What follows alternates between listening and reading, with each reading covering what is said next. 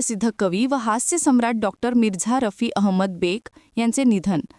Doctor बेग यांनी मराठी साहित्याला समर्पित केले 20पेक्षा अधिक काव्यसंग्रह.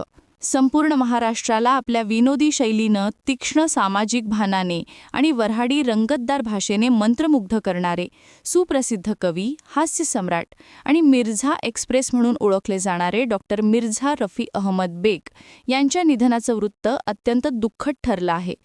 त्यांच्या जाण्यानं मराठी साहित्य विश्वातील एक तेजस्वी, विनोदी आणि प्रखर सामाजिक जाण असलेला लोककवी हरपला आहे.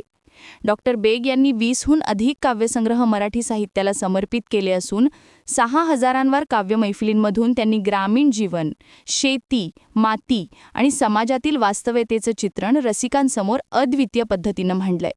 वऱ्हाडी बोलीभाषेच्या अप्रतिम सादरीकरणामुळे त्यांनी या भाषेला राष्ट्रीय पातळीवर मान्यता मिळवून दिली. साहित्य क्षेत्रातील योगदानाबरोबरच ते वृत्तपत्रीय लेखनासाठीही ओळखले जात. त्यांच्या लेखनाला प्रचंड लोकप्रियता लाभली.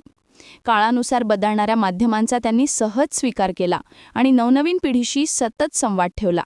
विदर्भ साहित्य संमेलनाचे अध्यक्ष म्हणूनही त्यांनी अभूतपूर्व नेतृत्व दिलं. त्यांच्या निधनानं साहित्यप्रेमी, चाहत्यांमध्ये आणि सांस्कृतिक जगतात शोककळा पसरली आहे. मी त्यांना भावपूर्ण श्रद्धांजली अर्पण करतो. त्यांच्या कुटुंबियांच्या आणि चाहत्यांच्या दुःखात आम्ही सहभागी आहोत, अशा भावनिक शब्दात मुख्यमंत्री देवेंद्र फडणवीस यांनी आपल्या भावना व्यक्त केल्या. डॉक्टर मिर्झा रफी अहमद बेग यांच्या स्मृती त्यांच्या कलाकृती व अविस्मरणीय विनोदी शैलीतून कायम जिवंत राहतील.